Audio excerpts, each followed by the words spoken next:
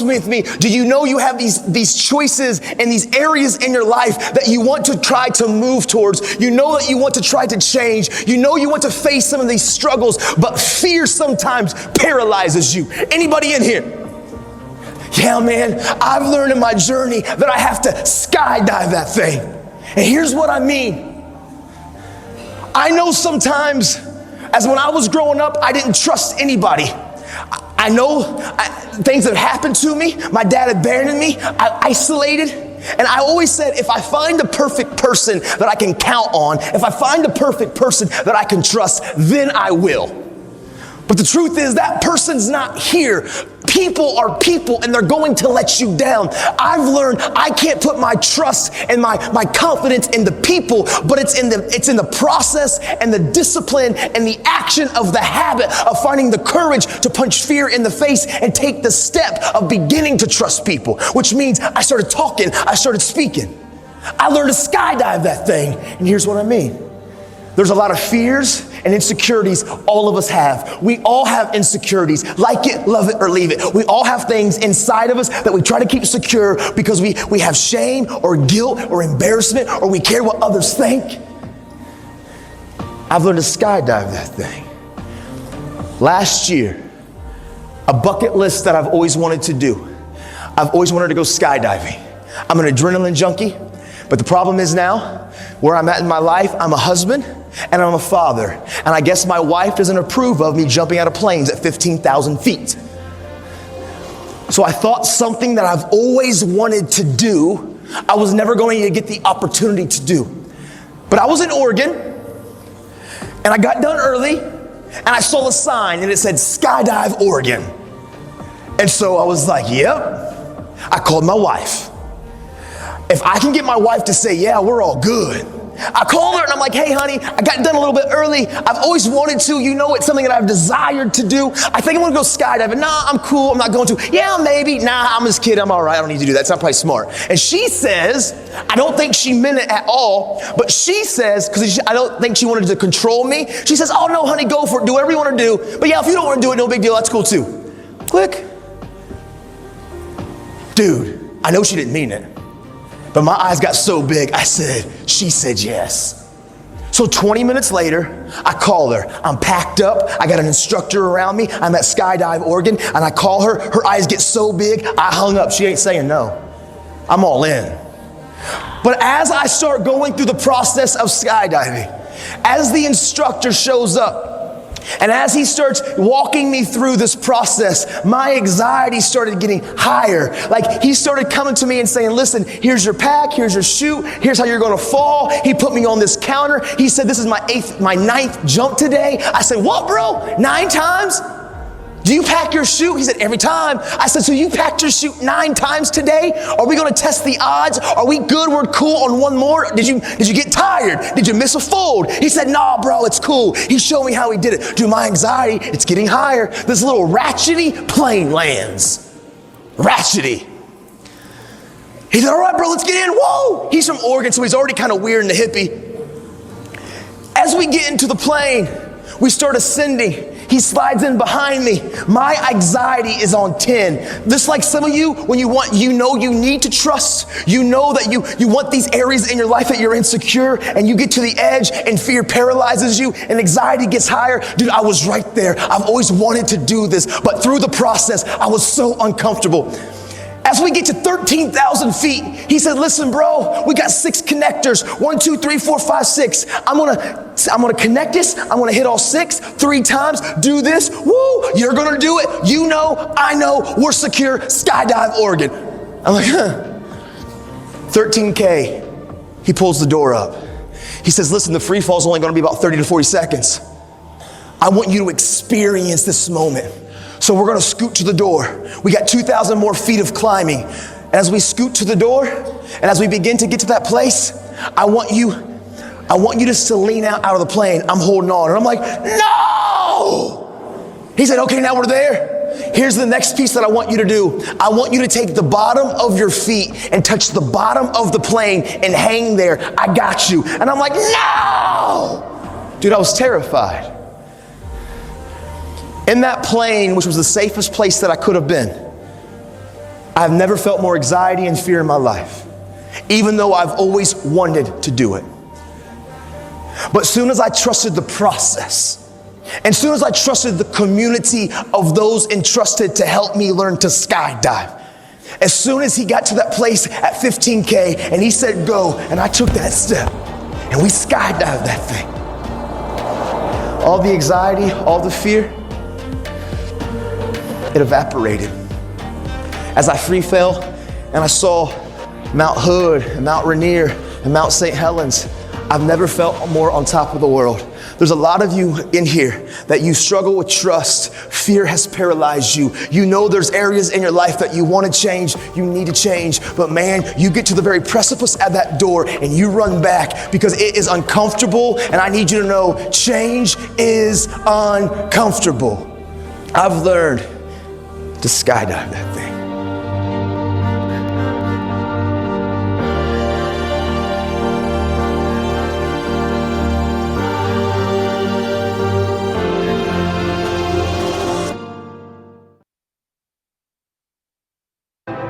You're still here, and you get another chance this day to do better and be better. Another chance to become more of who you were created and what you were created to fulfill.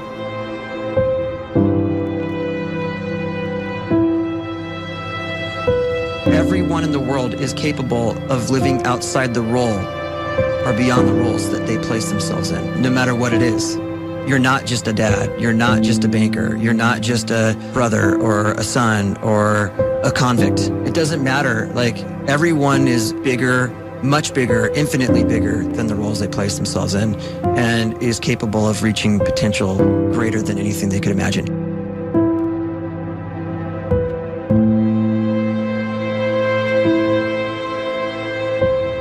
You can live the life you desire. It's right there in front of you. But in order to achieve it, you must first see it, then believe it, and then you must graciously ask and train your brain to help you execute your vision.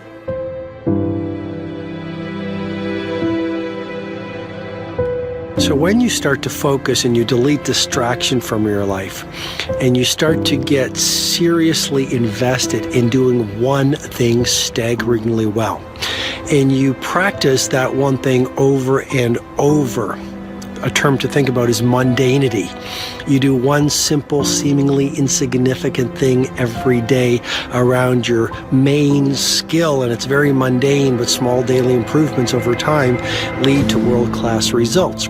Well, here's what happens in your brain. You start to isolate a single neurocircuit around that skill, and that starts to trigger a certain type of brain cell called an oligodendrocyte, which then releases myelin. Myelin is a fatty tissue that starts to wrap around that single neurocircuit related to that main skill you've been practicing. And when myelin starts to wrap around the brain circuit, what happens is you have accelerated learning times, you can see more quickly, heightened perception, and you'll learn more quickly. And that is really the quote-unquote secret of the great producers. It's not a result of some natural gift, but their daily practice, their relentlessness and their grit, their work ethic, and their singular focus and sacrifice.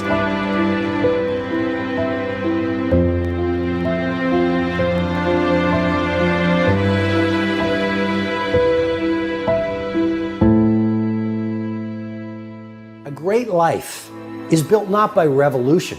A great life is built by evolution. Small and steady wins the race. What you do every day is far more important than what you do once every decade. I want you to really think about that idea. What you do every day is simply your life in miniature. And as you live every single day, so you're crafting your life. What you do over the next hours is really building your future. And if you can just get every single pocket of 24 hours right as best as we humanly can, the rest of our life is going to take care of itself. So small wins matter. The scripture says we will eat the fruit of our words. You are planting seeds when you talk. At some point, you're going to eat that fruit. My challenge is make sure you're planting the right kind of seeds. If you want apples, you have to sow apple seeds. If you want oranges, you can't plant cactus seeds, poison ivy seeds, mushroom seeds. You're going to reap fruit from the exact seeds that you've been sowing. In other words, you can't talk negative and expect to live a positive life. You can't talk defeat and expect to have victory. You can't talk lack, not enough, can't afford it, never get ahead, and expect to have abundance. If you have a poor mouth, you're going to have a poor life. If you don't like what you're seeing, start sowing some different seeds.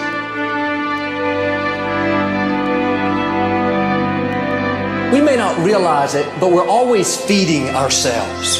What we watch, listen to, the people we're around, the thoughts we're dwelling on, that's feeding our inner man. If you go to lunch with people that talk bad about the boss, make fun of a coworker, put down a friend, they're feeding you gossip, feeding you jealousy, feeding you disrespect.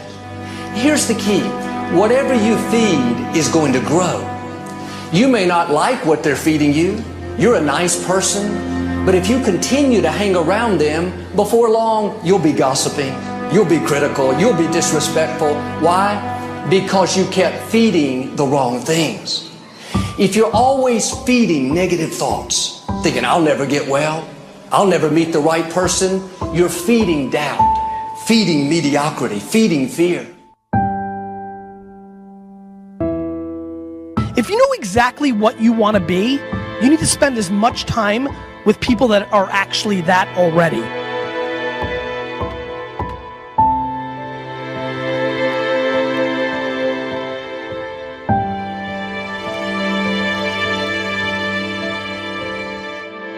You cannot let a fear of failure, or a fear of comparison, or a fear of judgment stop you from doing what's going to make you great. You cannot succeed without this risk of failure. You cannot have a voice without the risk of criticism. And you cannot love without the risk of loss. You must go out and you must take these risks.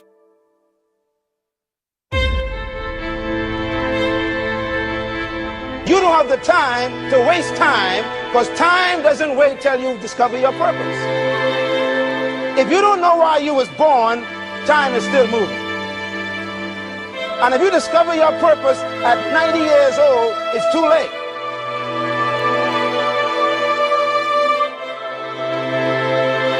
You don't know how young you are.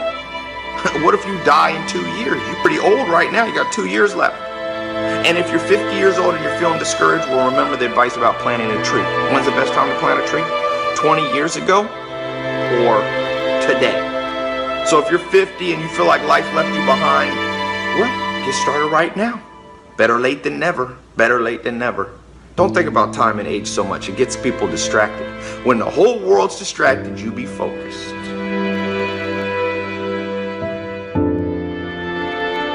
You have to trust your own voice, your own ideas, your honesty, your vulnerability, and through this you will find your way. You do not have to be fearless. Just don't let fear stop you. Live like this as best you can, and I guarantee you will look back on a life well lived. You are capable of greatness in your profession, and more importantly, in your quality of self. Stay hungry. Stay young at heart. Take those risks. You are going to change the world around you in big ways and in small.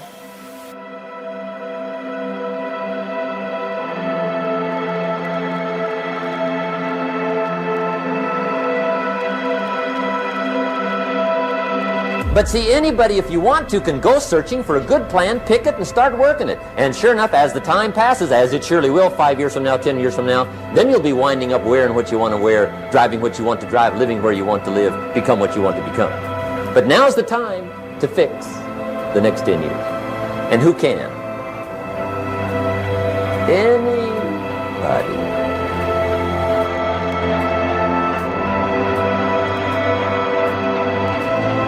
You were created to give life.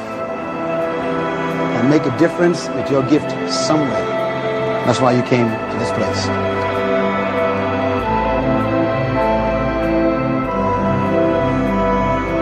You want to improve?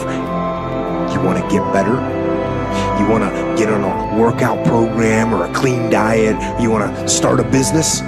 You want to write a book or make a movie or build a house or a computer or put together some mobile application?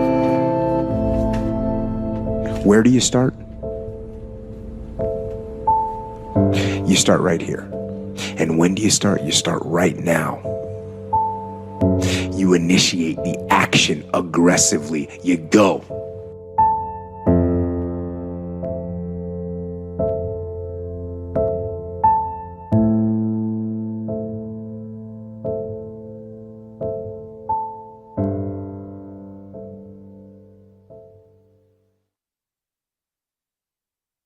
Ladies and gentlemen, Ellen Pellin.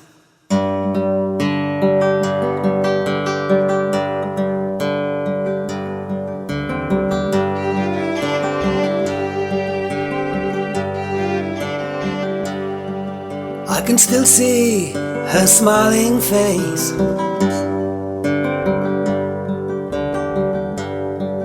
I can still feel her warm embrace. She was the first young girl that I ever did court, for we went our separate ways.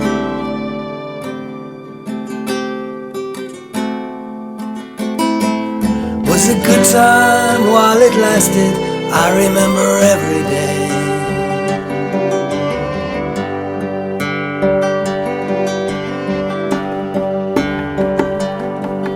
I can still hear her voice singing in the room we sang while the snow lay clinging. Yes, the fire was bright, the flames leapt high, our hearts were full of cheer.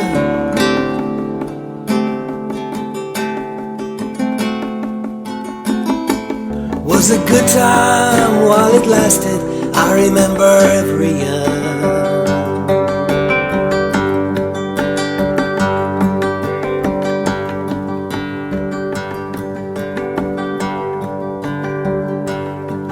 I can still feel that summer day.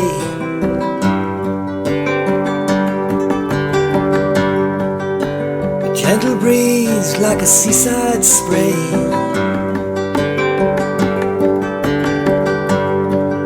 As I walked along the mountainside and looked to the valley down below.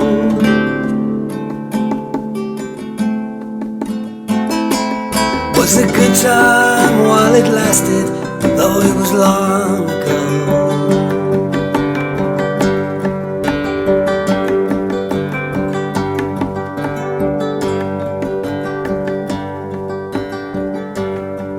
I can now turn that first young page.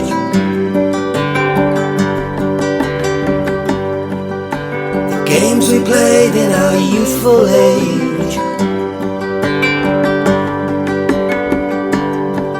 When we laughed and ran, sang and played, I can see us brothers free.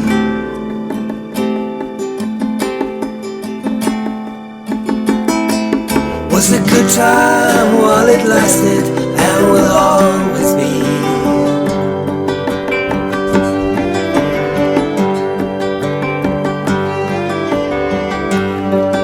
I can still see her smiling face. I can still feel her warm embrace. She was the first young girl that I ever caught, before we went our separate ways.